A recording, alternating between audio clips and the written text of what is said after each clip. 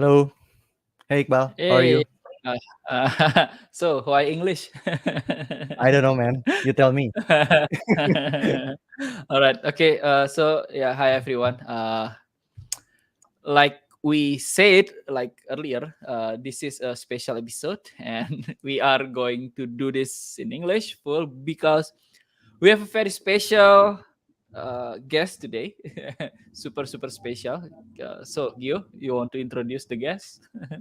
Sure. So, folks, yeah, we have a very special guest that joining us today. I think me and Iqbal we consider him as our mentor in our Mhm. current company. Although he's not with us anymore, but that's a different story.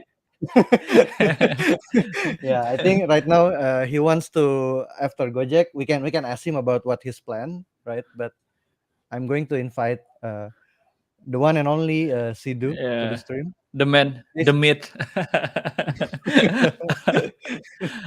I see. Do. Hey, I'm sort of toggling between the YouTube chat and this. Hi everyone, thanks for being here today. You Yeah. guys are making like we used to say growing up in school. Shy is coming. You guys are being very generous. The truth is I've been a pain for both of these guys for a very long time in many different ways. It's probably a strong word to use. Yeah. So, oh yeah, I need to kind of tell everyone that even before we start, we had some little bit connection issues. So if there's something like something choppy or that, please be patient with us because yeah, there might be some issues. So that's that. That's that. Okay. So Sidu, how is it going with you? Good, thanks. I'm just coming, off my longest job in my entire career, more than 6 years ago. Finally taking a break, um, finishing up a relocation to Singapore. Uh, Relocation is probably the wrong word because I've been living in Singapore for 3.5 or 4 years, but I went for a wedding 2 years ago to India and then ended up getting stuck because of COVID for 22 months. And I finally made it back to Singapore and I'm settling in. So yeah, it's good. It's good. uh, so you are Very glad to hear that. reliving the movie Contagion there. Yes. All right. All right. Okay. So maybe Iqbal, we can actually say hi to people who are already Yeah. joining us tonight, right? Yep. Just a Yep. bit So before we start, yeah, while this waiting is for more people to come in. yeah, this is tradition in our channel, Sidu. So basically, like in the beginning, we are kind of Mm. okay. People, show of hands. I mean, say Yeah, hello, say whatnot, so Sidu can yeah, see you all. yeah, Anyway, yeah, yeah. You so can let's also, start with tell about your what is it, Iqbal? I'm from Jakarta here, yeah. and then Where are you Bandung from? here. And yeah. So let's start with this. Gian says mantap. What mantap in English, Gio? So yeah, basically yeah, Superb, cool. Like superb. superb. See, English no problem. Okay. Yeah, this Yeah. is our only episode in English. Any other episode is in We bahasa don't know, Indonesia. Iqbal. We don't know. I don't know. Oh, we Maybe we don't know. can invite Amazon CEO. Maybe I don't know. Yeah. Okay, there is Faris. There is yeah, entertainment nightcrawler. I don't know. This is Gio. This is Gio's younger sibling, Sidu. No. Yeah. But he's working with us. Yeah. See, Arif Yoga. You got this. Yeah, we got this. Chandra. Sorry, Chandra. Yeah. See, Yeah. uh, Muklis probably. See, Sidu. Namaste, Mr. Sidu. Alright, yeah, a lot of folks here. Orang biasa. This is our regular, our regular audience. Like he's been with us. I don't know if he or she, but they have been with us from very very long time. Oh, Kaustup is here. Hi, Kaustup. Maybe Oh, different a lot cost of. of Iqbal. Oh yeah, a lot of Kaustup. I forget that. I don't know. Wait. This is special. This is look who's we got here. Oh no. No, Oh. no. I thought it was Sudanshu Raheja, but No. all right, it's no, But it's it's different Sudanshu. Sudanshu from Gojek also, right? It's I Yep, think Oh yep. right, yeah, yeah, yeah, we have Sudanshu Singh in uh, Gojek. Yeah. Oh yeah, yeah. Hi, Sudanshu. Anyway, let's continue. Sidu says hello to everyone. Kostup there. Zihan, hi Zihan. Hansen, greetings from Medan. Yeah. Faiz, yeah, hi. See, everyone is excited for you, Sidu. So, yeah. See, okay. All Yep. right. Okay. Right. I'm afraid we are going to waste, not waste, it's not a waste of time, but let's cut it short. Yeah. Yep. Basically, welcome everyone. Very, very happy to have you all here. And Sidu is very happy with the. Are you happy with the reception, Sidu? I'm very happy with the reception. Now I'm having performance anxiety. All right. Okay, so Sidu told me in the before we start our stream, right, that he is very happy if you all involved in the discussion. So basically, we are going to have several things that we are going to discuss, and if you have any thoughts, if you have any questions, if you have any even counter arguments, we are very Yep. welcome for you to say it in the chat, and we are going to make this much more interactive. So that's that. Yeah. All right. I will give a bit warning. There will be a lot of controversial statement. So it will be great if you can actually provide, argument or something. Yeah. Yeah. Yeah, Yeah. All you know, right, let's go. it's not going to be fun unless we have some arguments. Yep. Yeah. That's the way our bootcamp works, right? It's like 90% of it is just arguments. Yeah, Yeah. All right. All right. yeah. Okay. So, yep. Let's go. Let's go with the So first okay. part. The f- Yes. okay. So, Now let's yeah. hear. Go on. Yeah. Sorry. I mean, like we will have three parts tonight. For the first part, maybe some of you might not know about Sidu already. We are going to discuss a bit about Sidu's background. Maybe yeah. Let's start with the first segment about Sidu's story. Sidu, maybe you wanna tell us about how you start with tech, and how do you what Sure. is your experience so far in this industry? Yep. Yep.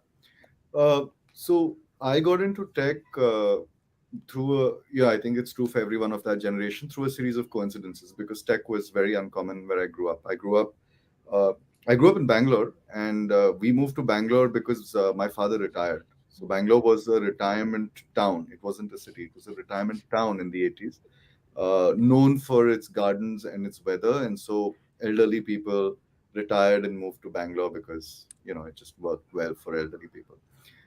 And there were a series of coincidences, two notable ones. One where, for no reason that I can fathom, my school, which was a great school, but hardly what you would call a wealthy school. It was not, rich Mm. by any means whatsoever. The alumni association of my school decided to set up a computer science lab for my school. No. And we're talking about 1990. It was extremely unusual. The second thing that happened is I used to travel to school and back by a school van, right, a school bus. Mm-hmm. And there were some friends that I made in that school bus who lived a few lanes away from my place, and I used to go over to their lane to play because there were three or four people from school who lived there. And again, for no discernible reason, very normal middle class background. Parents worked at a bank, and not, I'm talking about 80s India, Yeah. right? So it's a public sector Yeah. bank. Yeah. It's not something that makes you rich. And their parents, for some reason, decided to invest in by purchasing a PC XT for them, uh, for an exorbitant sum of money. And that meant that I had access to a computer lab in school, and then I used to go over to this place to play in the evenings, and I had access to a computer in the evenings when I went to play. Mm. And these two things got me exposed to computers at a very early age, and I started out coding in Logo. I started learning to code in school, and I learned to play computer games at my friend's place, and then the two kind of sort of meshed. And you know uh, it created this dream, again, I think fairly common for people of that generation who got into this in the way I did, of becoming a game developer at some point, right? the, Right. the Yep. first the first serious attempts at writing code were all me attempting to write some kind of a game. Like the first Yes. non-trivial Logo program that I wrote was a ship trying to shoot a plane. I mean, no physics or anything. I literally mean like the animation, right? From there, I went into basic, Q basic. Again, got lucky. This is pre-internet era, right? So your ability Mm. to learn stuff was limited by having access Yeah. to people who knew how to code. And here there were two things that happened. One is, for whatever reason, and this is very unusual, the company that my school outsourced running the computer science lab to was run by a gentleman who genuinely knew how to code, which Mm. is very unusual. He wasn't, he made no allowances for the fact that you're 9 years old, right? To put it mildly, but he really knew how to code. And the second thing over there was that, uh, it turned out that by the time I reached class 10, the 10th grade, I discovered that my immediate seniors, and I discovered them through programming contests. It turned out that, hey, these guys also go for programming competitions. I was going for programming competitions. They were far ahead of me in doing things like understanding how to do interrupt based coding. So they knew how to, for example, use the mouse in a language Mm. like BASIC, right? Or C or Turbo C in those days. And I was very fortunate in having these two, my seniors and my teacher, because between them I got educated to a level which was unusual in terms of the kind of code that I could write. And from there, I think by the time I was in high school, I was fairly clear that whatever it was I wanted to do, it was either going to be something to do with computers or something to do with literature, because the other thing that I loved doing was reading books. And Mm. by the time I reached high school, by the time I reached class 11 and 12, the IT revolution, the services revolution was well underway in India, Mm. right? We're talking about the late 90s. Infosys was a thing. Infosys, yeah. There were already stories Uh, uh, around. IBM, right? IBM was Yeah, there, no? IBM, HP, Infosys had all been around for more than a decade. They were starting to make non-trivial amounts of money. I think they listed as well, and it was, you know, joining Infosys was a matter of enormous pride. They had very high Mm. standards. They paid very well. In '99, I remember stories of people joining Infosys and Wipro, relatives of mine who took a Java course and then joined Wipro, and it was whispered, "Oh, 20,000 rupees." It was an astronomical sum. Yeah, yeah, Remember, this is yeah. India just as the economy was opening up, right? Like those sums of Right, right. money were unheard of. So by Yeah. that time, it was very clear that, listen, if I do English literature versus if I do computer, there's a huge difference in the salary, right? So Yeah, yeah, yeah. it was fairly clear, I think, by the time I was in high school that I wanted to get into tech, which I did.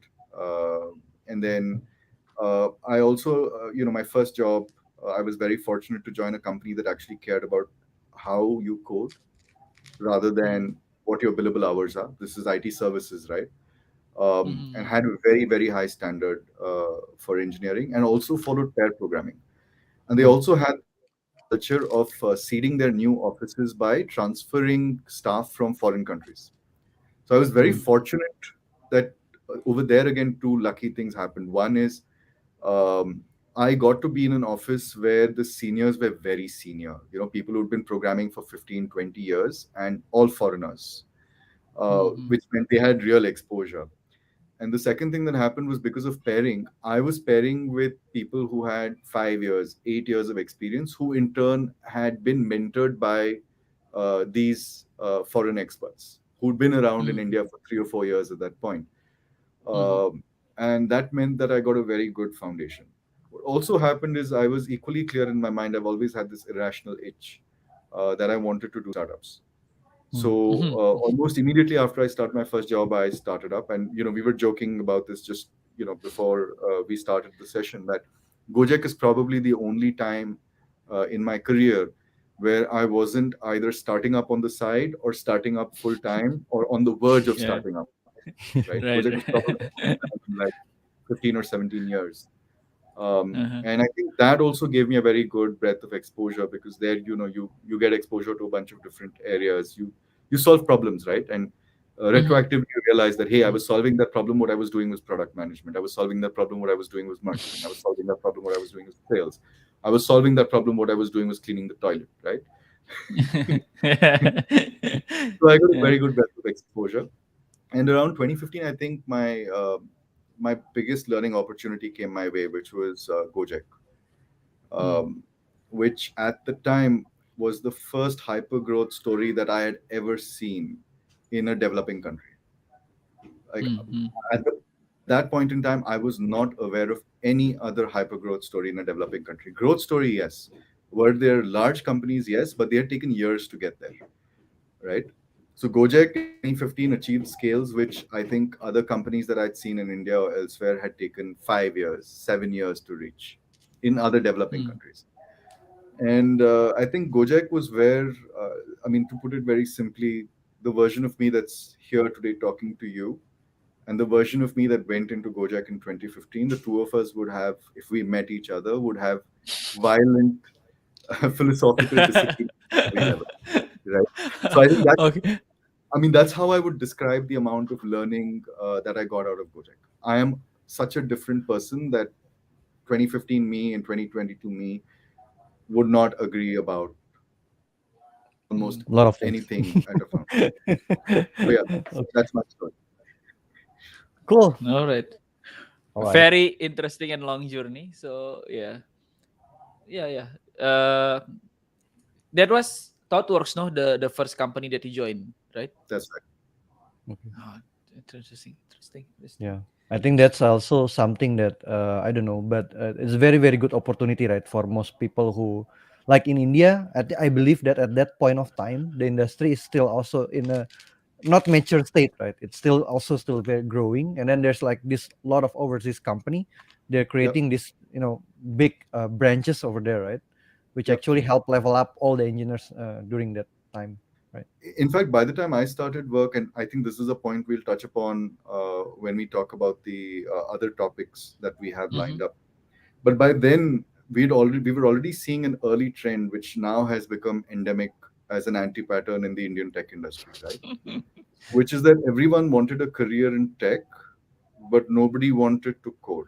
So it was already pattern had set up there that in the large services companies, a growth path was consisted of getting as far away from code as you could, right? Like the further away from code you got, the more successful you were. So your career was, oh, join on a team, then try to become a tech lead as quickly as possible. And the job of a tech lead at that time was a lot of client management and Mm. emails, right? Mm-hmm. And the tech lead very quickly stopped writing code. And then when you became a project manager, you were set because around that time you would go on site, which was your genuine real career objective. I don't think people today are familiar with the term, but to go on site was you're doing you're doing remote development for you're doing low cost development for someone that's offshore work, right? So to go on Okay. site was to go to America or to go to Europe, and then you save money there. So you lived very frugally and you saved all of the money that you made, and then you came back and you put down a deposit on a house. This was Yeah. career circa 2005, 2006. And ThoughtWorks was interesting in being an extremely stark contrast to this, Hmm. right? Where it was about coding, it was about becoming really good at coding. There was a heavy focus on process, discipline, how do teams operate, things that even today do not get the attention they deserve. It Yes. was all just luck. Yeah, yeah. So funny story, Sidu. So when I graduated and I told I was starting up with Geo, like some of my seniors say, "Why you want to code for the rest of your career?" And finally, basically, they laugh at me, and I said, "Yes, why not?" And although funny thing that now I'm a manager, that's that's another uh, funny We, we, twist we of try to fate. avoid it. Here we are, right? Yeah, yeah, right. 2010 Iqbal won't agree with 2022 Iqbal. Yeah, right, right. 2010 me will say, "You are a manager now? What the hell, man?" What a waste of space. Fire him. Fire him now. Hire a developer, Yeah. someone who does real. Yeah, yeah, yeah. Yeah, that's probably that's growth. I don't know. Again, I still look at the mirror in the morning and say, "You are still an engineer." But anyway, all right, all right. Uh, Right. okay, Cool. let's Cool. jump to the next Let's topic. jump. Or Okay. yeah, okay. Yeah. So I think now let's go. having said all that, right? I mean, you have a long history of coding and a long history of growing your career in tech. Right now, question would be, Gio, question? Yeah. Now, if Yes. you start over your career today from zero in our tech industry, what would you do? Yeah. You know, I think honestly, I'm a terrible person to be answering this question because I've never been very hardworking, and I've never been very diligent, and I've never been very thorough. And when I look at all of the younger people today in the industry, you know, it's a little it's intimidating, and I feel a little ashamed because there is so much that they're doing today that I should have done and I would like to do. Examples of this are just rigorous discipline, uh, Hmm. consistently working at things, a willingness to go out and seek opportunity rather than only depend on opportunities that come to you, right? I think uh, we don't often appreciate enough the kind of effort it takes to create a legit social media presence. And if you look at younger people today, and I'm Yep, not yep, talking about the faffy influencer stuff, right? Like there are yep. genuine, legit, hardcore technical influencers. And when I in technical, I don't just mean dev, right? I'm including design, product management. I mean, in the process of building technology, everyone that's involved. And those are things that I would definitely like to adopt if I could do Hmm. this. In terms of things that I would do differently, however, and this is more again, I think, different from how I see a lot of younger people approaching it today, not different from how I would. I didn't do anything, I just stumbled into these things again and again. Is the one thing I see is that there is a there is this massive focus on skills. Hmm. And in my perspective, this falls into the category of what I call an activity trap, right? The conversation always is, what skills should I learn? Do developers say, do I learn the latest Yeah. fad is Kubernetes or Stack, Kubernetes, Golang, or whatever, right? Whatever it is. And this is something that I disagree with, because I believe Hmm. that this is playing the job ladder game. It's not playing the work game, right? Oh, And it's very oh, what's the important. difference? Because, Job, ladder, and work. yeah, I mean, see, I think it's very important to keep in mind that we all think about careers depending on what our objectives are. And when an Hmm. organization or a company thinks about the careers of individuals, it is looking at those careers from through the lens and through the incentives that benefit the company and the business and the organization. And there's nothing wrong with that. That is correct and that is right. But as individuals, we are not organizations.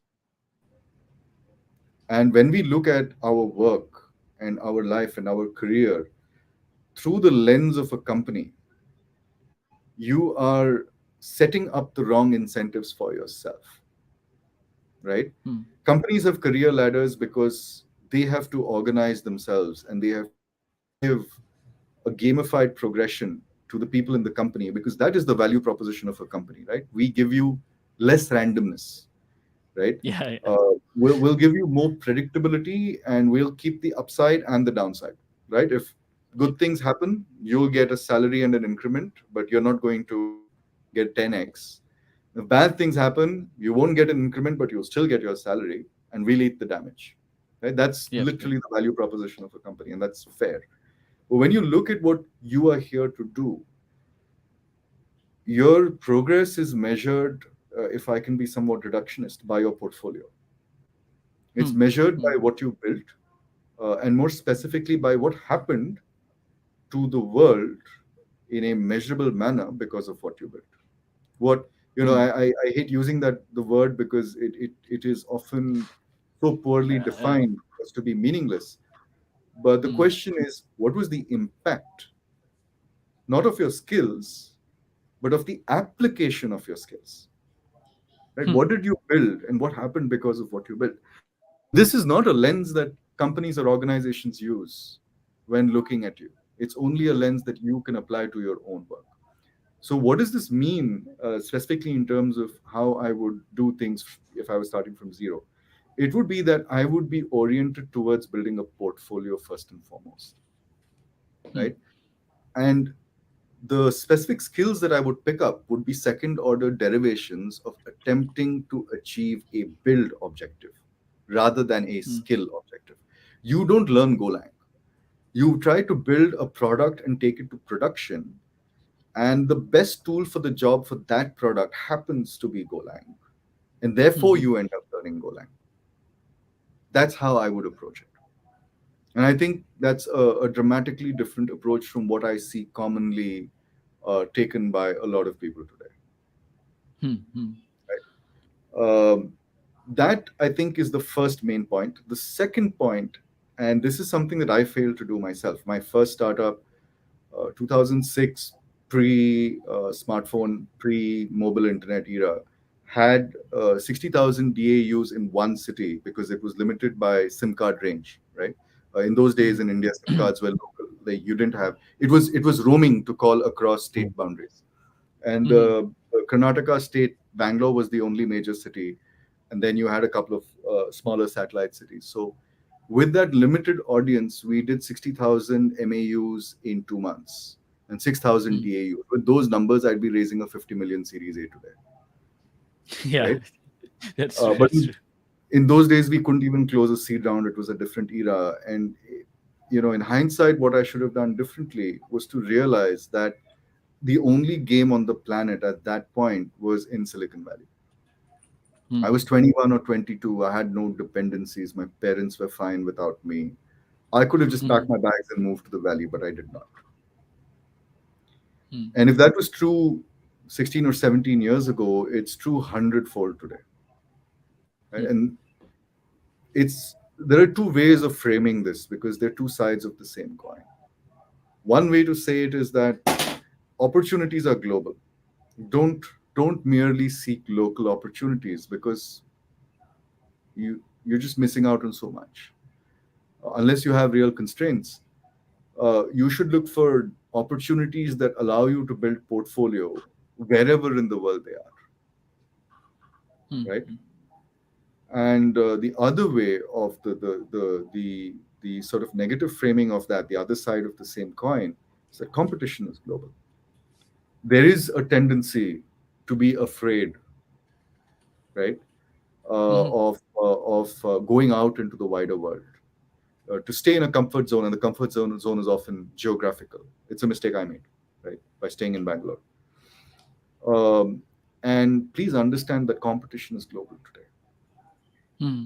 You have no defenses against foreign competition because it's a global market for tech, for talent. Hmm. Foreign expertise is going to come in. If Yep. you are in a growth market, which you are, I mean, Indonesia is a booming tech market. I think it's inevitable that foreign talent is going to come in. True. True. So the idea that you can sort of escape competition is a dangerous one because you cannot, and you should not. You should embrace it. So I think these two would be the two big differences that I would make to my approach going 0 to 1 all over again, compared to a lot of the bright people that I see on social media today who are doing this. Hmm. I mean, everything else they're doing, I would just blindly copy because they know what they're doing much better than I did at that time. But Hmm. these two things I would do differently. Right. That is, yep. That's very interesting insight. Yeah. And we also have a lot of people already commenting. Um, Yeah. Actually, there's this one questions that I want to highlight because it's kind of related in one of your statement earlier, Sidu. Yeah. So you mentioned about let's think about what to build and then using that to derive what the tools that we'll be using, right? But if you're new, right, you don't know which one to use because you never had an experience. It's What it's do an you think ex- about this? it's an excellent question. It's an excellent Yeah. question. There are two aspects to the answer to this question, right? The first aspect I want to talk about is there is a psychological sort of bias towards original thinking, Hmm. right? And I've had this conversation endless times with folks. I've had this conversation about writing blogs. I've Hmm. had this conversation about giving talks. I've had this conversation about building projects. And I've honestly had this conversation with fairly well leveraged founders seeking to build their next major company. And the idea over here, the sort of cognitive bias over here is that you need to come up with something new. Hey, Hmm. what am I going to write about in my blog post? I have nothing new to say. Whatever it is I have to say, someone else has already said it. Oh, what project am I going to pick up? I can't think of any ideas. It's extremely important to keep in mind over here that it helps to approach this with a kata mindset. Innovation is a process. You don't sit somewhere, have an idea, and then, if you think there's so many products which came up as side effects of something else. I think Twitter itself was a side project, Yeah. an internal product, in fact, at the Hmm. time. And approaching it as a kata really helps. Pick your favorite product and build it. You're never going to build all of it. That's not feasible. You can't build and engineer it for the scale that your favorite products operate at. That's not feasible. But cut it down to something you can execute in a month or two. Take it to production. Try to get people to use it, and then do it again. Do it again with, for example, if you like Twitter, build a simple Twitter, right? Log in, log out, tweet, retweet, follow, unfollow. Um, then do it on the web. The second time around, do it with APIs and build an Android app. The third time around, do it with APIs, build an iOS app. The fourth time around, do it with Flutter maybe. The idea is to do the same problem over and over again, but with variations on the objectives or the constraints. And trust me, the innovative ideas will come as a side effect of this iteration, right? So this is point number one. Original thinking is overrated, right? Hmm. Just get going, pick something, execute, go to production. That's important. Hmm. And part of production is trying to convince people to use it, which honestly they're not. And getting it into your blood and bones, how hard it is to get people to use products is part of the process because it's hard, right? Um, the second point that I want to make over here is that um there is a tendency to try to be efficient in this process. I think it's generally true of people. It's specifically true for people with engineering bias and people with youth, right? Hmm. Uh, and people who with engineering bias and youth, it combines into like this extreme problem where you're trying to find the most optimal path, and in the process of trying to find the most optimal path, you're doing nothing at all. Hmm. Stop optimizing. You are going to waste time. You are going to go down dead ends. You are going to make mistakes that result in lost effort, lost emotional bandwidth, and lost time. That is life. Learning to deal with that is unavoidable. I understand that there is an instinct to try to avoid it, but it is unavoidable. Trying to avoid it is fundamentally trying to avoid learning what it is to live life. Hmm. Life Hmm. is full of failure, waste, and pointlessness. And that's okay. Remember, we all internalize these stories from others, from TechCrunch and startups, and honestly, sessions like this, Yeah. where you see this person who's become successful somehow. And honestly, like the three of us are here talking because the three of us, we have an audience Have because our fair share of failures, right? yeah, but nobody sees that, right? Like the three of us Yeah. are sitting here with an audience Yeah. because we're perceived as being successful. And honestly, like I have this conversation so many times. People are like, "Oh, they're trying to replicate the success that the three of us share that brings us to the stage here without the failure," and that's impossible. So really, what I'm counseling is embrace the waste, learn patience, I understand that everyone wants to be an overnight success, and some of you will be, but that's a function of luck. The rest of True. you are True. going to take 10 years or 15 years, like the three of us, right? Yeah, yeah, yeah, yeah. Yeah. Our yeah. A lot of True. amazing young people nowadays, I think. Yeah. And if you, here's the scary part about this, right? If you're unwilling to take this 10 or 15-year journey to replicate whatever measure of success the three of us have that has brought us here, as just three examples, and you constantly index on the people that you see online who've had overnight success, you may do this for 30 years without success, because Mhm, you're just mhm. playing the lottery for 30 years, and the nature of the lottery is that you never win. Yeah, yeah. Whereas if That's you like iterate, and iteration is correct. fundamentally fail, learn. So iteration is a polite way of saying continuous failure. You will eventually roll the dice in a way where you get enough success that you can then parlay that into another success, and then more failure, but these failures are now bigger failures, right? Yeah. Yeah. And now you'll fail at writing code, and then you'll fail at user stories, and then eventually you'll succeed, and then you learn how to write user stories, and then you'll fail at products, and then you learn to succeed at products, and then you'll fail at companies, and then you learn to succeed at companies. This is how the journey goes.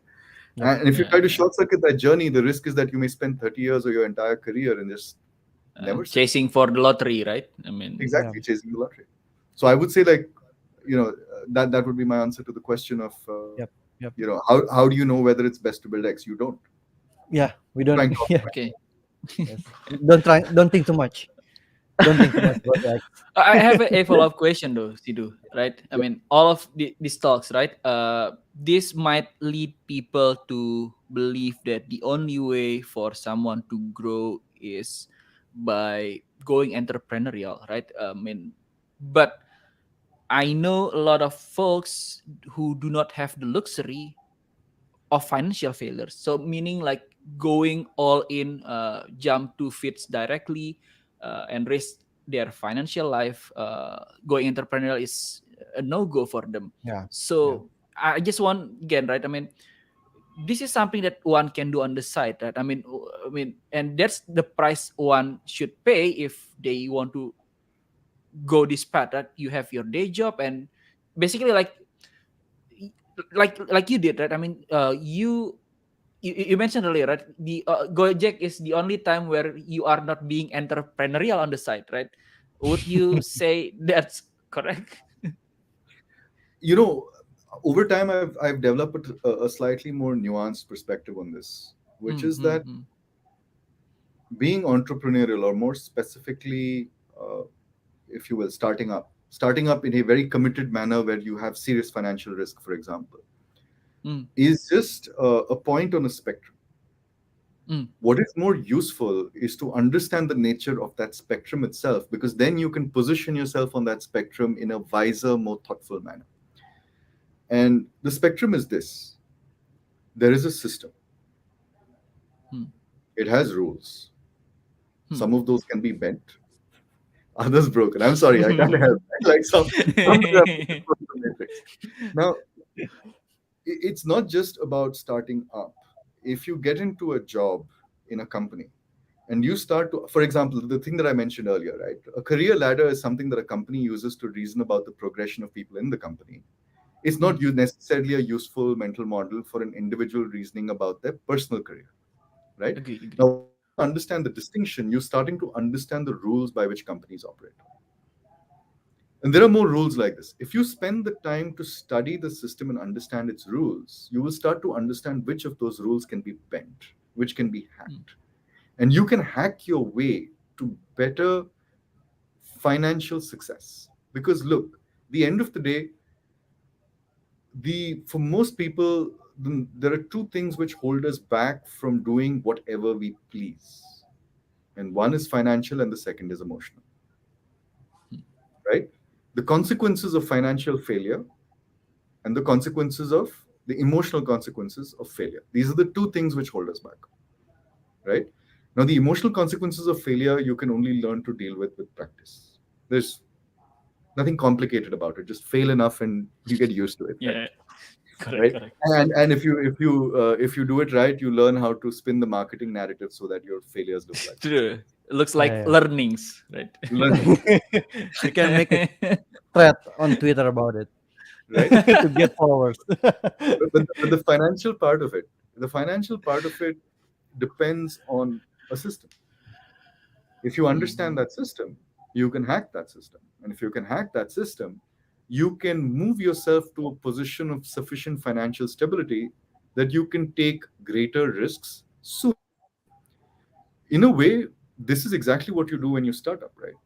Except the system that you're understanding is a segment of the market, a business domain, a customer segment, whatever.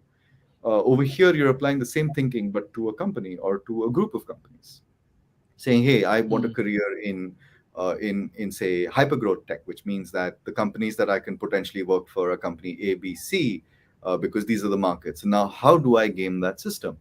And honestly, if you look out there, there's no shortage of people talking about how to hack the interview process, which I believe Mm. for specific companies, which I believe is a subset of the same thinking. Now, what I'm saying is, please generalize this. Be Mhm. very clear. This is what I call the courage fund thinking, right? This is how I plan, and this is how I advocate you plan. Because usually what happens is they're always saying, I need a financial target in order to take risk, but you don't quantify the financial target True, usually. true. And here's what's funny is that a lot of more mature people that I talk to quantify the financial target, but they don't quantify the risk. Okay. Mm. And the consequence of this is they hit the financial target and they don't know what to do, Hmm. right? Then they just Yeah, set the yeah. next financial target. So the model that I've evolved, that I use, and hopefully will be of use to you, is I set order of magnitude financial targets in terms of my stable, safe savings. Right? Mhm. This is what I call my courage fund. I may have other investments outside of my courage fund which are more aggressive, which may have higher sort of returns, where crypto or aggressive shares with higher return rates or whatever. But that is not courage fund, right? Courage fund is The liquid. safe one, right? Yeah. Yeah, exactly. It's probably going to be low return, but very stable, predictable, right? Because the point of that fund is to give you courage, not to give you returns, Hmm. right? That's why it's called the courage fund, right? And what What I, does is your that I, mean? typical runway length for your courage fund? Sidu? So yeah, no, I had this gen- conversation with Sido actually. Right? I had this so, conversation with Sido. so see, my approach to the courage fund has evolved over time, but basically what it boils down to is you do order of magnitude milestones, right? Uh, Mm-hmm. so whatever, like let's say it's X million rupiah. Like say it's just pick a conservative number. Say it's 10 mil, right? Yep, yep. And then you say you do order of magnitude, right? So you say 10 mil, 100 mil, 1 bill. Now you're starting to go into like fantastic territory, 10 bill, and so on, right? And here's the trick. This is the important part, because order of magnitude is easy. What you do is, next to each milestone, you write down the activities that you would indulge in once you hit that milestone, which you consider too risky today. Okay. Mm. And I'll give So you a trivial example of this, because uh, we my co-founders and I, and this is actually a conversation I had with Ajay. And Ajay pointed this example out, and I like okay. this Let's example. invite Ajay next. We will, and, we will. and I like this particular example as a milestone for the Courage Fund, because it's so basic and so trivial that many people don't even realize when they cross it. It was the ability to order food from any restaurant in town at any point in time at whatever frequency without caring about it. Hmm. Because there was a time when, after I got married, definitely after I got married, I mean, as recently as 5 or 6 years ago, where I couldn't do that. I could not order a meal from the best restaurant in town every day for dinner, because I would blow my budget. It was risky behavior, right? Mm-hmm. And I like this example because usually people index on very complicated things like, oh, I want to buy a Ferrari or whatever, right? Like some complicated, risky behavior, or start a company. I'm like, no, please remember that we've been brought up by our parents to understand risky behavior at a very fundamental level. And it's things like, don't blow all your money ordering fancy food. Don't go out Yeah, and yeah. buy, fancy clothes every day. Like, have a budget, don't blow it. So the way this model works is, you set down your order of magnitude milestones in a Google sheet, and then next to each you list all the activities which you're too scared to do today. But when you hit Mhm. that milestone, you will. Right, And right. that framing is a much better way of articulating and managing risk, because honestly, as human beings, we're very bad at articulating risk. Risk is a feeling. And because risk is a feeling, it never goes away. Yeah. So what ends Mm. up happening is you can hit that milestone and never feel like things are safe enough for you to ever say start up, Mm. right? Mm. Mm. Mm. Whereas if you have these milestones, you're like, hey, when I have X amount of money in my courage fund, I'm going to start up. And you're like, hey, I have that amount of money. Forget my Mm. feelings. It doesn't matter. I'm going to start up because, I mean, clearly, logically, I have the number there, Yeah. right? Yeah. And So Right. it's perfectly fine, and it's even wise, I would advocate, that every time you go through a major life change, please revisit and rework those milestones, because you have a kid, those milestones, you get married, those milestones will move. Because when I first started out, my milestone at that time was 2 lakh rupees, right? 2 lakh Yeah. rupees is what? Uh, uh, 20,000 for rupee, right? No, no. 4 million, 2 lakhs 40 is million, 20,000, right? 40 mil, 20,000. 40 mil. Yeah, I had 40 mil in savings, right? 40 million is. And 40 mil was enough to give me like a year and a half or 2 years of runway, because I was a bachelor. I was living in my parents' house. I had like zero expenses, right? Uh-huh. Practically zero expenses. Um, and that was fine. I could start up on that budget. So I did. Hmm. But you get Mm-hmm. married and that number is going to jump by, I don't know, like Yeah. 10x, Yeah, 100x. yeah, yeah, And then you have a yeah. kid and it's going to jump by And even more. yeah, So it's kids wise, will and whatnot. exactly. School, uni, I'm you going sell to off. guess something, Sidu. Did you have the Ducati on your list also? I did. I did. That was On your absolutely, courage fund. it was absolutely a courage fund purchase. Absolutely a courage fund. It's Nice, very, nice, I very. nice. waited That's 16 very years to nice. do that. Just to give you a sense of patience, I waited 16 years to do that. Oh, nice, nice, nice. Oh, so you So already actually, decided from the very beginning, right, about it? So it's I should be clear, right? The courage fund is something that I'm retroactively clarifying. Like, this entire model has been in my mind in a vague manner since I was very young, because I come from a very typical middle yeah, class cash trap background, right? But it's been Mm. getting correct, sharper correct. and sharper and sharper over time, and now I'm articulating it this way. But Mm-hmm. I knew that I should wait and I shouldn't do this thing. And Mm-hmm. the courage fund in this way, fairly concrete, I've been executing on for about 8 years. Huh. So by the Nice. time I bought the Ducati, it was sharp and clear. Hey, courage fund milestone. Okay, okay, okay. Okay. Cool. Now Cool. let's a lot of comments. I want to Yeah. pick several, and I think it's just Well, fair that we answer them, right? Yeah, okay. Okay. Should I think we should actually limit a bit because maybe we can actually take more question after everything is all the topics is done, right? What do you think? Should we Oh, go to the topics okay. first, or I'm maybe? flexible either way. I'm happy to Yeah. go 10 minutes over. I can go 10 minutes over the time. Okay. All Okay. right. Sure. Okay. Sure. Okay. How about okay? Let's finish the entire topic and then we pick the Yep. questions. Okay. Yep. That's Yep. that Yep. sound. Let's do that. Let's do that. Okay. All So right. this one is actually very interesting because I think we have a lot of questions from our friends because mostly Yeah. Indonesian are in this channel, right? So we Uh-huh. we heard a lot about India, but maybe Yeah. very Right. few people know about it. Me and Iqbal had the privilege to go to the Yeah. India Visit. for a lot of times, right? Before the pandemic, so we know a bit Yeah. about it. But I have tonight, been maybe in Bangalore at least 10 times before the pandemic hit. Could have hit 20 by now if there was no pandemic. I mean, anyway. so this is Okay. one questions that we want to have for you, and then as an opening, and then maybe from there we can actually go further. Yeah. Sure. Yeah. So, I'm going to attack this with a straightforward, controversial answer. We are Right? waiting. We've been waiting. The answer is nothing. Okay. Nothing. Why? Right? The Indian tech industry is full of anti patterns. Please don't learn any of those. All Right? right. Okay. The, there Can is you explain a bit to the audience what is an Sure, anti-pattern? sure.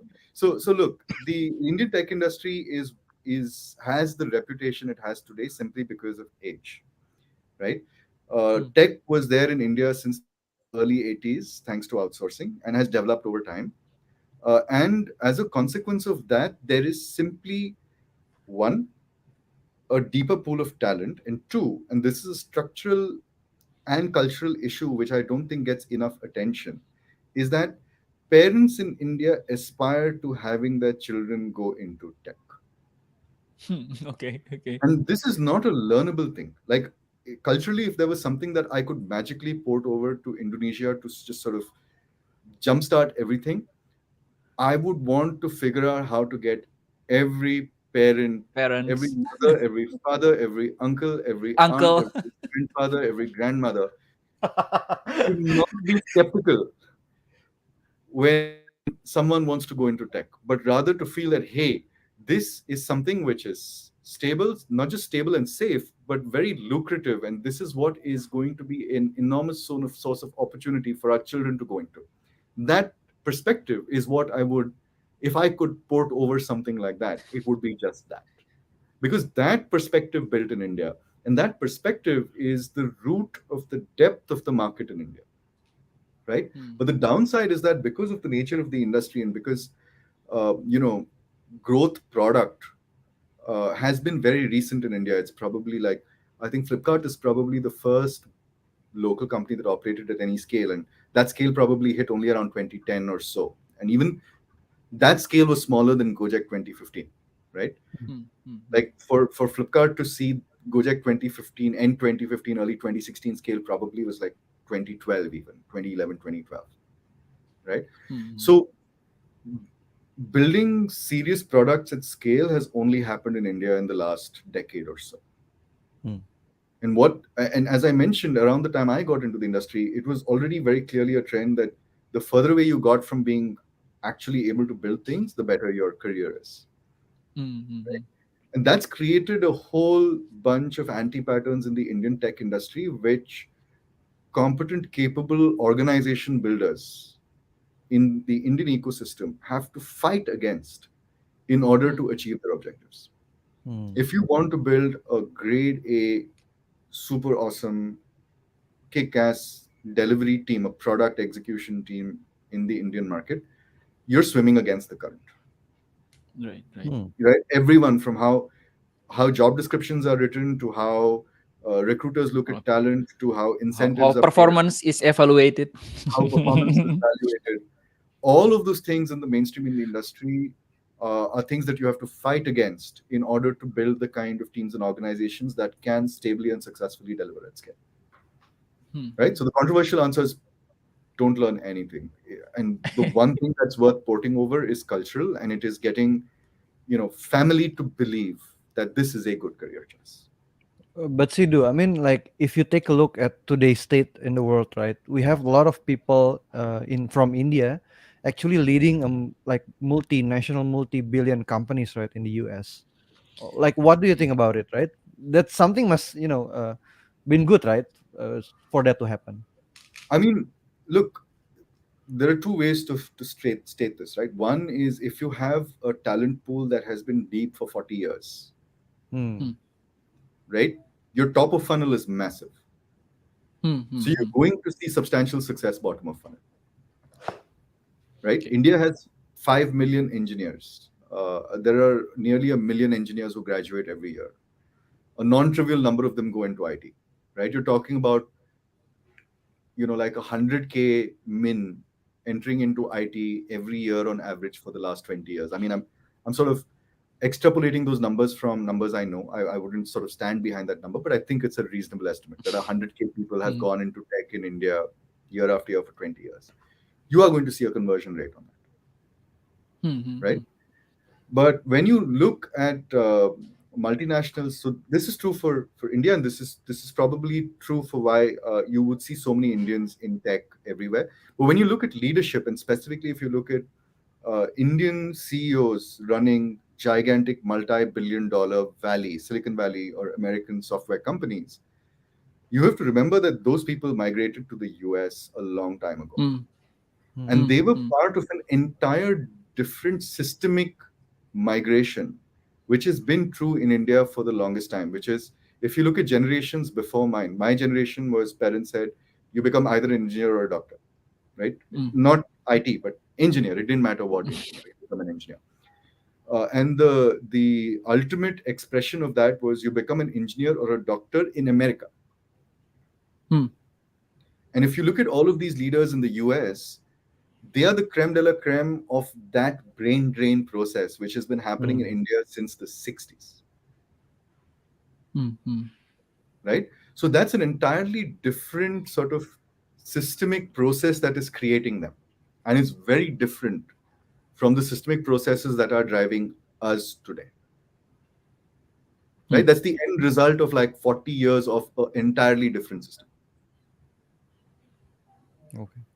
But was that All right. intentional? Like, are Uh, people like, no? I, Okay. I don't think it was intentional. I Okay. think Okay. it's just, I think we're all equally surprised that, hey, this is happening, right? But here we are. Yeah. So I that's have surprising. a Like, follow up question though. sorry, I should call this out, right? Like the common Mm. conversation in India, and there are two camps, and I'm not going to take sides here because I don't want to get cancelled, but I will call out the two camps. Every You time, will not get cancelled, Sidu. Don't worry. How to cancel you? I mean, you don't have any company right now. How to cancel you? true, true, I'm relatively safe. Is that and you can see this in the online narrative. Is one camp says, "Oh my God, this is proof that India is amazing. See, another Indian has become a CEO," and then the other camp will say, "Hey, you know what? That person holds an American passport, by the way." So, I mean, what are you talking about? Like, what you're really saying is for an Indian to become successful enough to run multi-billion-dollar companies, they have to leave India and emigrate and take another country's passport because that's the only way they become that. So these are the two camps. I mean, make of it what you will. Sure, sure. No, one follow up question, right? You mentioned that one of the reason that India is like last year alone there are what 80 new unicorns in India, right? And I would say that you would attribute that to a huge uh, pool talent, right? Um, Talent of pool, right? So my question would be, when I join Gojek, it's just right. I know for certain that uh, every fresh graduates coming out of university, no matter is it IIT in India, no matter is it ITB in Indonesia, they have to go to the boot camp. My question would be, why do you do that? Again, you designed this, right? I just Yeah. continuing what you did. Yes, continue. uh, why do you think that is that such a huge gap between what university produce to what you think a hyper growth company such as the company we work on, right? Is there such a huge gap on what Absolutely. There's no doubt about that. Look, one conclusion I was very strongly. This is one of the things I've changed my mind on post Kojak is before that I was very strongly against brand hiring. Right? I'm like, oh, everyone is the same. Don't bother about hiring brands. When I say brands, I mean like fancy brand colleges like either whatever IIT. Take your pick. mm, mm, Uh, but the one change that I've made since then is look, if you're going to get into a top brand college, you have to be both smart and put in effort. There's mm, it's not possible. It is entirely possible that you can put an effort and are smart and you didn't get into that college. But if you did get into true. that college, then it means that you are smart and hardworking or both, Mm, right? And that's valuable, right? So literally, for me, the useful thing for brand name colleges is not the education in the college, it's the entry process. mhm, It's mhm, the fact that if you got into that college, it says something about your capabilities at a very fundamental level. But I have not seen a significant delta in capability, whether it was a big brand name college, and here I'm excluding like the absolute top, like unis the which, Ivy League, right? yeah, which do like actual project work, which is the point I'm coming to, right? Where you actually build things. Because when you talk about universities in India, and I've seen that it's similar in Indonesia as well, you don't actually build anything in the course of your curriculum. Or if you do, you build very little. And in our business, what matters is I don't care what degree you have. I don't. What I care about is can you build it and can you sustain it in production? That's what matters, and that True. colleges don't teach at all. And Hmm. we have to run a boot camp because building something rather than answering an exam is. I mean, answering an exam and building something are just there's Two no different like yeah, there's no yeah. equivalence whatsoever. Mm. So this skill of building something is something we have to teach. And then building something in a team is even harder and even more complex and nuanced. And that's something we have to teach as well. And those two things, I have not seen any college program in India or Indonesia cover. So we have the bootcamp. Nice, nice. Yep, yep. Okay. Iqbal, why you ask question now? Because you should already know, right? And this is for the audience. I mean, we had these conversations like a lot of times, right? I mean, so I remember Sidu told me this. So basically, someone join, don't look at what uni they are from, and just forget they have a degree. That's what you told me. Yeah. Yeah, Yeah. I've hired some amazing people who failed college. So whatever. Right, yeah, right, right. To get right. Yeah, and I mean, I personally have told a lot of people that college is again. I don't say that formal institutions are bad, but one of the worst proxymetrics that I have seen in our industry is basically from which college you graduate from. That's one of the worst proxymetrics that I have seen in the Yeah. industry. I mean, I tweeted this like several days ago. And this is an anti-pattern in India, by the way. This is a massive Hmm. anti-pattern. Like again, I'm reiterating it. Just I mean, the because you got into that college, it means you work hard and you're smart. But it does not mean you can build software. True, true, true, true. And it does not mean that you will like building software, right? That's the worst thing, which you get into this line of work and then 2 years and you realize that you hate building software, right? In any Hmm. shape or form, like as a developer, as a designer, as a product manager, whatever, you hate it. Uh, you're never going to perform. True, true, true. Right. All right. uh, okay. So, So Gio, yeah, what do you I say? think I think we can actually start with the questions. A lot of people already come up with Oh, questions. wait, Sido. One Yes. question, one more question though. Like this is last from me, right? After that. Now, seeing the market for the demand for the talent that we see in our industry right now, I have a lot of people in my immediate network, right? Friends, family, who are saying like, "Hey, uh, basically, tech talent is very inflated right now. The demand, and it is a bubble. And it will burst." So, do you share the sentiment? If not, why? If yes, why? I can't contemplate a single business that isn't built on software in the future. I mean, Hmm. how does that work? You're going to do it manually? Like you're going to run a call center full of people and disrupt Gojek? What Mhm. what big business are you going to build that isn't fundamentally scaling on the back of software? That you're going to Mm. do manually? It's not possible. It doesn't True, matter true. what the business is. It doesn't matter what the vertical is. Scale is achieved through software. So, um, as long as the economy is growing, tech has to grow because it's a tech economy. There's no such thing as a non-tech economy anymore. Nice, nice. No, this Yeah. is the kind of answer that I want to take. So to convince all those parents, so they send their kids away to tech. Remember, I'm still the academic guy in our office. So True. You're the guys to right. convince the parents. Yeah, Sure. I need to build this the case. See, this is the academy shirt, no? True. I wear it this especially because of you. You are coming here, so. Embrace failure, right? How better to state it except RMRF. Uh, why the katana though? I mean, people have been asking me why the katana though. I said I don't I know, have see dude. I had nothing to do with it. Hey, that shirt showed up. Not that somebody in the class designed it. It's not like I don't think you asked for Oh, it. I think I asked for it. And nobody asked for it. Someone in okay. the picture went and did it. The one question that keeps it, why the katana? I don't know, man. Yeah, even I don't know. I have no idea. RMRF, yes, for sure. I think we know why. Yeah, yeah. Yeah, some people here in knows.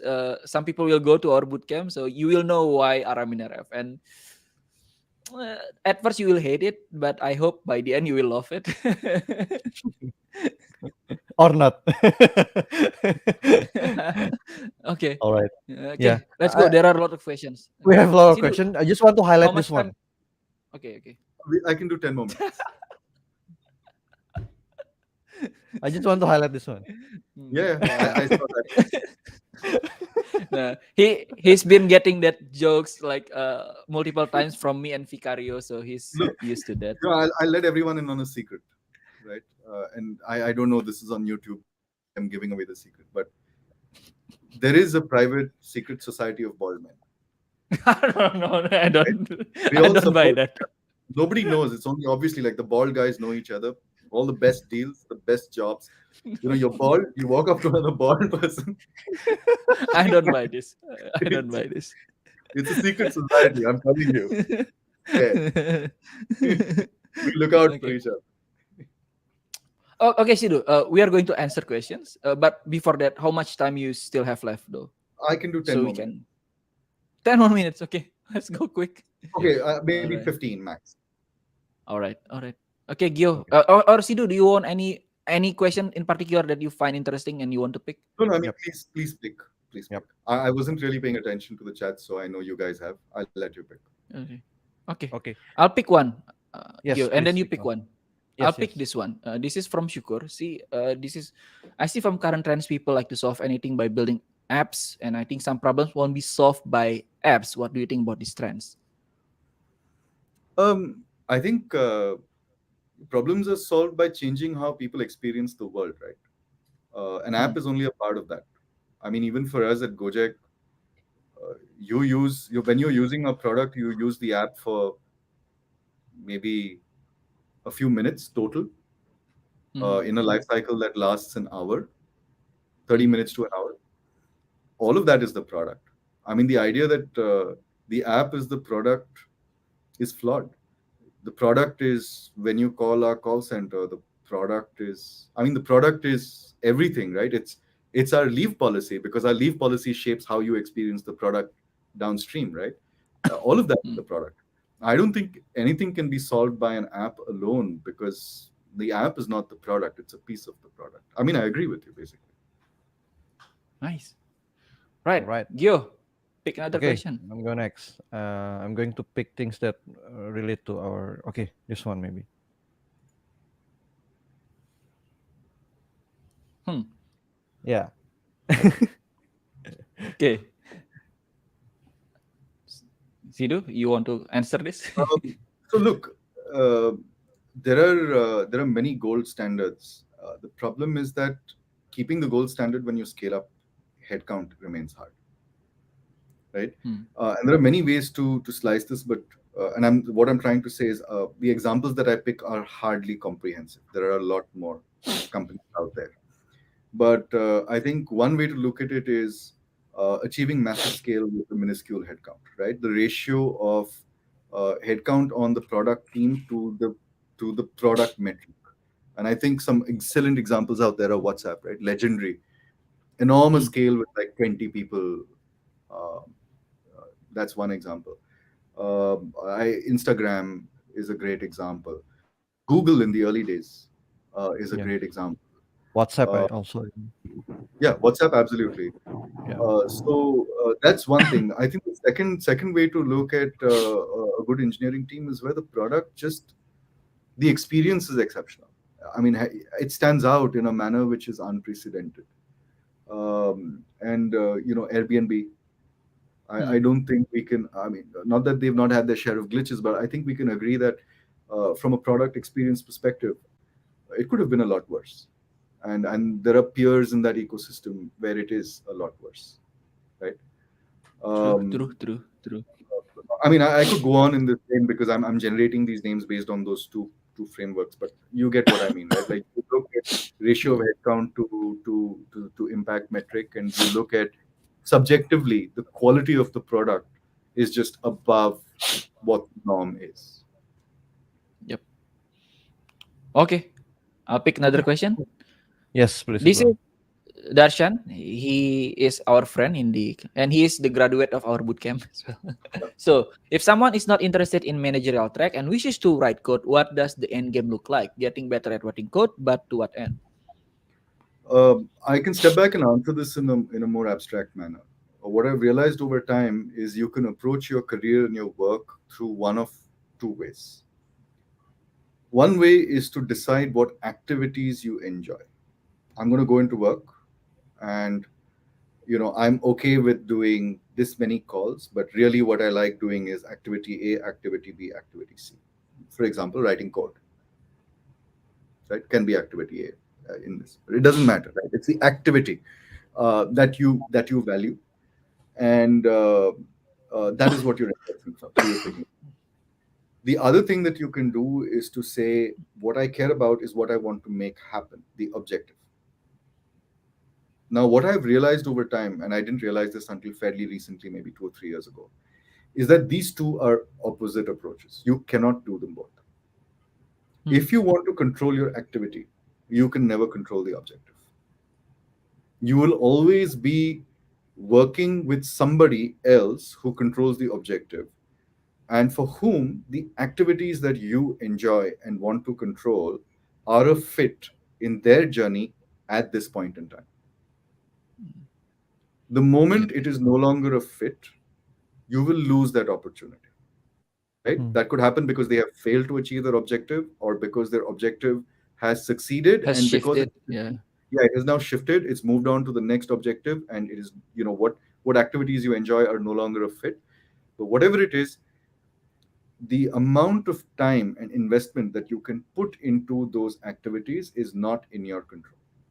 So a Hmm. simple example of this is, you like to code, and you're really into, say, scaling infrastructure, and there's a company that you're working with, that has reached sufficient scale, that building an infrastructure automation framework is something that they need you to do. So you go join them and you work on that, and you enjoy it. You're using the tools, whatever, and suddenly they hit a growth problem, and they fail to materialize the scale they anticipated, because of which they were investing in that infrastructure automation. Now you've spent the last year and a half or 2 years building an open source infrastructure scaling product for this company, because they thought they needed it, and now they decide they don't.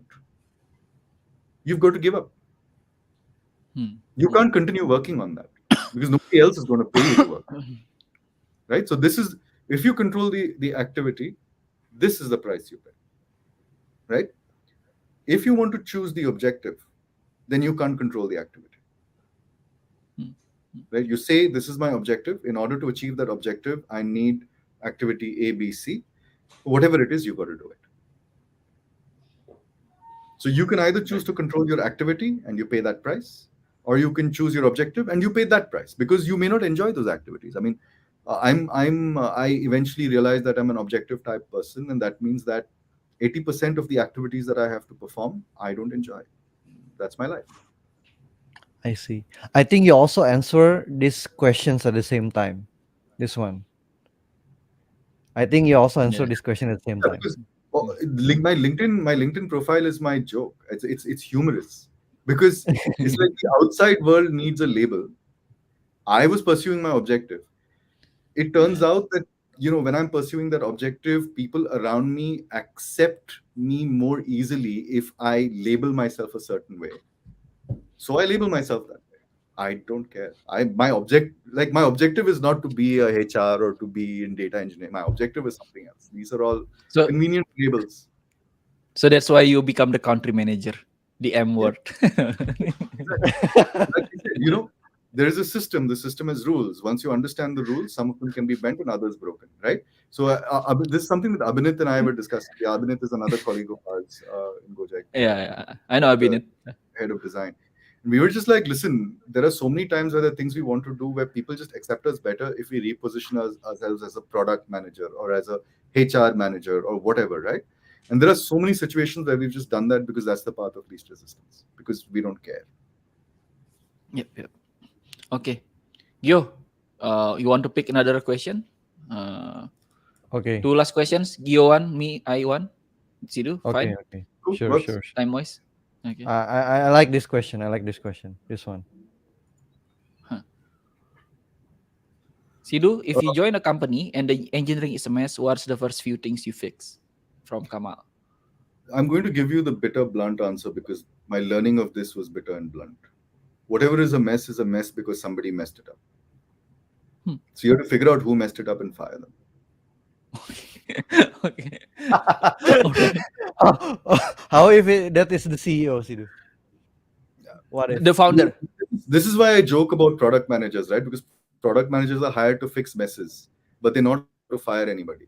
And they're not allowed to hire anybody. So how are they going to fix the mess? I mean, poor people, right? They go into that situation, they're given a difficult job. The most fundamental tools to achieve the objective are taken away from them, and they're like, now go fix the mess, right? Yeah. So, I mean, the blunt Okay. answer, the bitter truth is, I mean, there are other things that you do after that, but the first thing you have to do is to understand who caused the mess. And Hmm. it's not about, Hmm. I mean, fundamentally, there is an issue over there which cannot be addressed through training because usually, if it's reached a point where there is too much of a mess, if you're going to try to attack the problem by training, the company is going to be bankrupt by the time you fix it.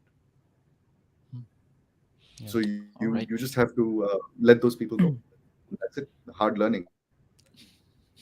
Okay. Okay, now I pick one. This would be my the last question, and I really like this because this relates to a lot of people in like the regular audience of this channel. So Right. this is a two-part question.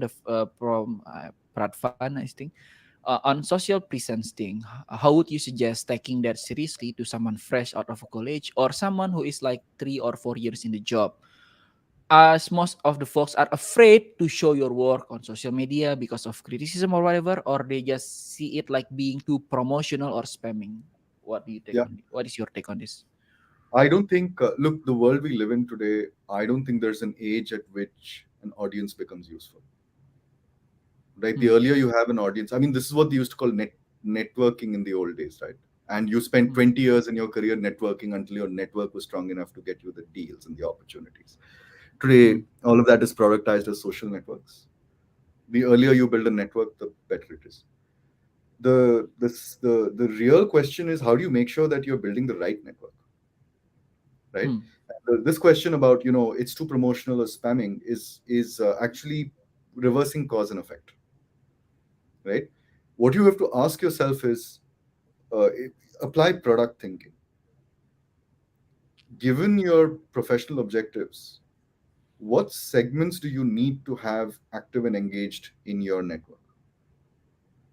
Hmm. And what kind of content and what kind of material is going to engage the right segments and, more importantly, reject the wrong segments, Hmm. Hmm. right? And if you're building a legit tech network as an asset, if you're promoting or spamming, you're automatically, your only audience is going to be people who are not going to be helpful to you in your career, Mm. right? Which is why I said that you're reversing cause and effect. Like if you approach it the other way and say, listen, I need to build a useful network to which I can give and I can receive in return, then by definition you cannot be promotional or spammy, because otherwise the audience that you will Yeah. build will only take, because you're taking from them, right? Like Hmm. spammy promotional stuff is exploitative, so you're acquiring a network of people who are willing to be exploited, and automatically that means that there is no value for you there. It's fundamentally an exploitative system. You will exploit them, they will exploit you, or it's useless. So approach it as a product problem. Ask yourself, what segments, more importantly, which segments do you not want? And then remember that your social presence is not you. This is the other challenge for engineers. They think that social media is about being real, right? It's not. Yeah. That's me. That's my problem. No. Yeah. It's not about You being know you. this because no, no. Being, You know this because you hate my politics in Twitter. No, but yeah, I think you just being friendly no, to me. I don't hate it. I don't hate it. I just think that it dilutes your audience, Yeah, I know that. I know that. right? I know that. Yeah, go on, go on, go on. Right. Go on, go on. And if you go back on Twitter, I went back actually and erased a bunch of my political tweets. But if you look carefully, you'll find that I did the same thing 8 years ago, right? So it's experience talking. Not that I didn't do the same thing, but I went back and Right. erased Okay. them. I erased them. So uh, the important thing to realize there is this is a marketing problem. You're building a brand. Mm. You are not the brand, right? You're not the brand. Most engineers have the problem of confusing themselves for the brand in one direction, which is they think it's about putting their entire personality out there, and what that results is in a very fragmented brand with poor segmentation and poor targeting, right? Real you has too many, too diverse interests to build a True. cohesive audience, right? True. The True. core approach to branding is to be sharp focused, to have two or three core concepts that you anchor on. If you follow my Twitter very carefully, you'll realize exactly how repetitive it actually is because it's a brand. And you're also scared and over indexing of the opposite because you see non tech folks do this. And it's a good fear to have, which is you start drinking your own Kool-Aid, which is once your brand starts to become successful, you start to believe you are your brand, Hmm. right? Which is the feedback loop going the opposite way. And that's equally dangerous. You're not your brand in either direction. That's an asset. Keep it separate, structure it, run it as a project. It has its talking points. If it becomes successful, don't make the mistake of thinking you are cool. That's very dangerous, right? Your brand is cool, It's not you. right? Because otherwise, what's going to happen is you're going to meet people who follow your brand in real life, and then you're going to be shocked to discover that they are shocked at how lame you actually because True. True. True. True. I True. mean, real you has 100 facets and many of them are lame, and you've carefully picked out like a subset, curated them, made them cool, and pushed them online. Real you is complex and diverse True. and lame, and then you're going to be True. like, True. "Hey, True. why aren't these people impressed by me in real life?" It's like, dude, dude, that you're lame. I mean, and that's fine. It's totally okay to be lame, right? I mean, there's a reason why people say never meet your heroes. It's the same. It's the same effect. All right. All right. All right. I'm warning I'm everybody. very. And all of this is a warning that when you meet me in real life, you're not going to be impressed. This is also a brand, by the way, folks. Yeah, I mean, this we are talking to you is a brand. I mean, it's No, very carefully constructed. no, which reminds me, actually, one time, Vicario and I actually bullied Sidu over this. You remember this, Sidu? Yes, I do. I do. Right? Yeah, that's what we did. I mean, in real life, you can bully Sidu, so don't worry. He looks like formidable on social network, but you can bully him and it's going to be Don't okay. don't give away those things. I go out of my way to not. He looks scary, but you can bully him, don't worry. It's true. It's true. I'm a big talker. Anyway.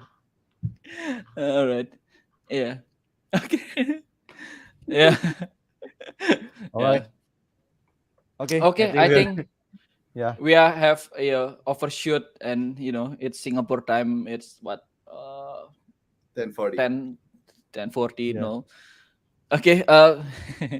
Sorry, folks. I mean, sorry we cannot answer all your questions, but yeah, we truly hope that you enjoy the session.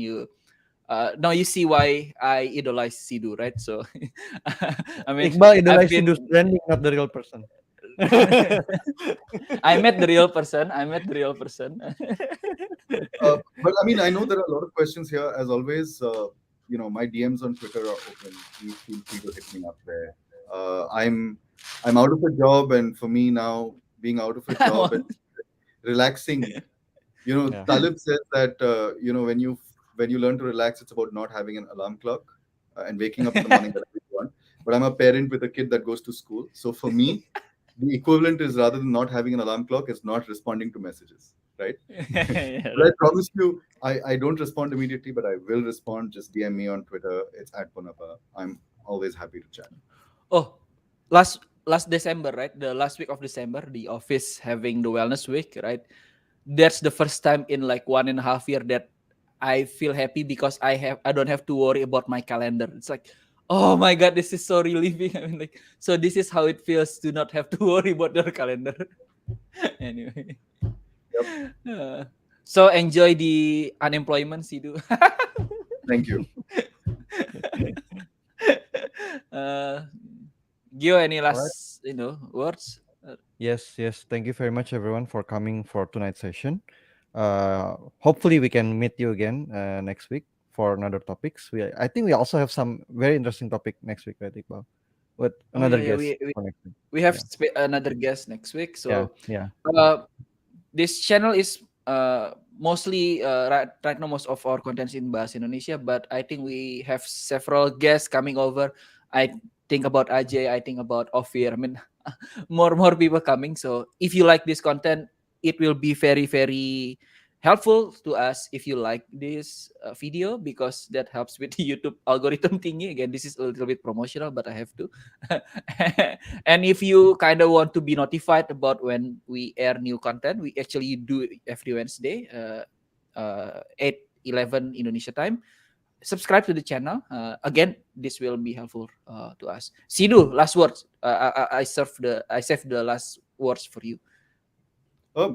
Thanks everyone for giving me your time. I think giving me your time is the most generous, kind thing you could do, and I'm grateful that everyone here today gave me your time. So thank you. All right. All right. Okay. All right, Okay, folks. you Yep. Thank you very go back much. to the poster. Yeah. Yes. Have a great day, folks. See you next time. Bye bye. Bye bye.